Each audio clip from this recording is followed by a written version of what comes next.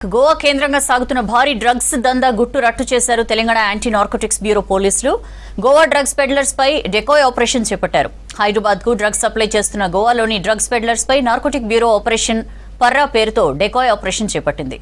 కోట్ల రూపాయల డ్రగ్స్ ను సీజ్ చేసింది. తెలంగాణలో డ్రగ్స్ సప్లై చేయాలంటే వెన్నులో వణుకు పుట్టేలా చేస్తామంటున్న anti narcotics bureau operation SP సీతారాంతో మా crime bureau chief Dhanraj face to face.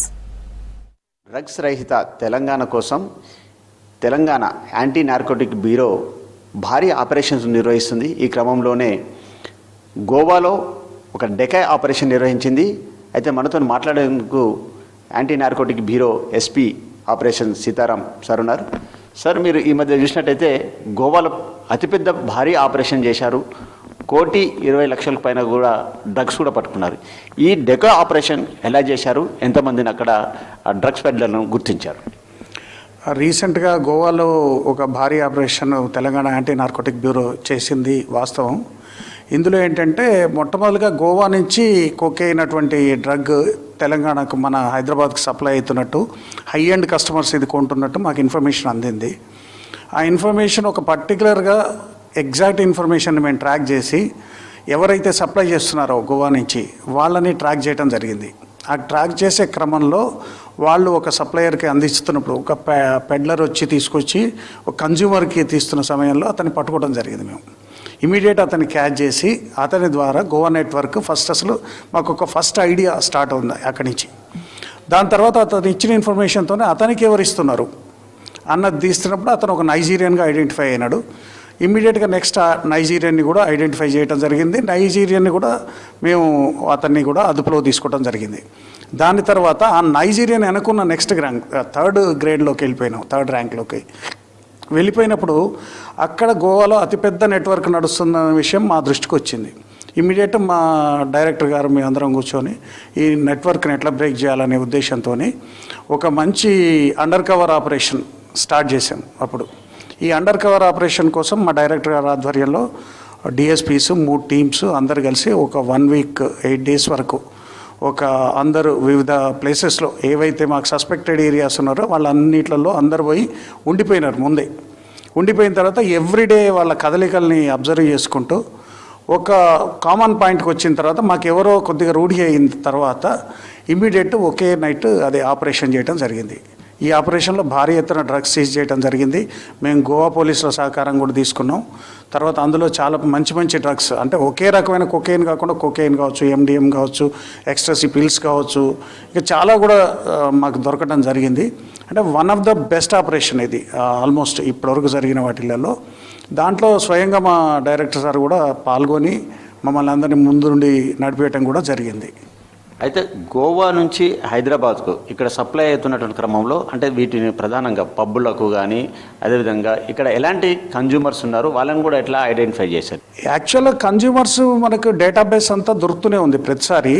ఇది ఈ సంవత్సరంలో చాలా పెద్ద ఆపరేషన్స్లో ఇది ఒక 4th 5th ఆపరేషన్ వరకు మంచి ఆపరేషన్ జరిగింది. అంటే మనకు మెయిన్గా కొకేయిన్ తీసుకోవటం కానీ, ఎండిఎం కానీ ఎవరెవరు తీసుకుంటున్నారో మా దగ్గర లిస్ట్ అంత ఉంది. వాళ్ళందరినీ ట్రాక్ చేస్తున్నాం, వాళ్ళందరినీ అబ్జర్వేషన్లో ఉంచాం. బట్ ఇంతకుముందు మాకు ఎట్లుండేదంటే కన్జ్యూమర్స్ అనే వాళ్ళని కొద్దిగా సాఫ్ట్ కార్నర్తో చూసేది. కానీ ఇప్పుడు చూసినప్పుడు ఏమవుతుందంటే ఎంతవరకైతే కన్జ్యూమర్స్ డేటాబేస్ వాళ్ళ దగ్గర ఉంటుందో ఈ ఎవరైతే పెడ్లర్స్ సప్లయర్స్ దగ్గర, అంతవరకు నెట్వర్క్ బ్రేక్ కావట్లేదు. సో ఇది కూడా మేము ఆలోచించి కన్జ్యూమర్స్ని మనం ఏ రకంగా కంట్రోల్ చేయాలి, మెయిన్ కన్జ్యూమర్స్ బేస్ ఉండబట్టే డ్రగ్ నెట్వర్క్ అనేది కొనసాగుతుంది.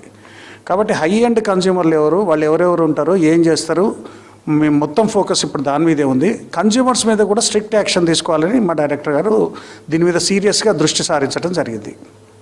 అంటే హైదరాబాదులో ప్రధానంగా పబ్బుల్లోకి చాలా పెద్ద ఎత్తున నైజీరియన్లు డ్రగ్ పెడ్లర్లు సప్లై చేస్తుండడం, దీనిపైన ఎట్లా దృష్టి సారించారు?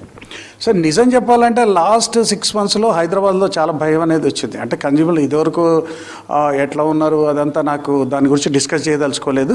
బట్ ఈ మధ్యకాలంలో చాలా భయం అనేది రావడం జరిగింది. బట్ ఇంకా కన్జ్యూమర్ నెట్వర్క్ అనేది బ్రేక్ కావాలి, ఖచ్చితంగా బ్రేక్ కావాలి.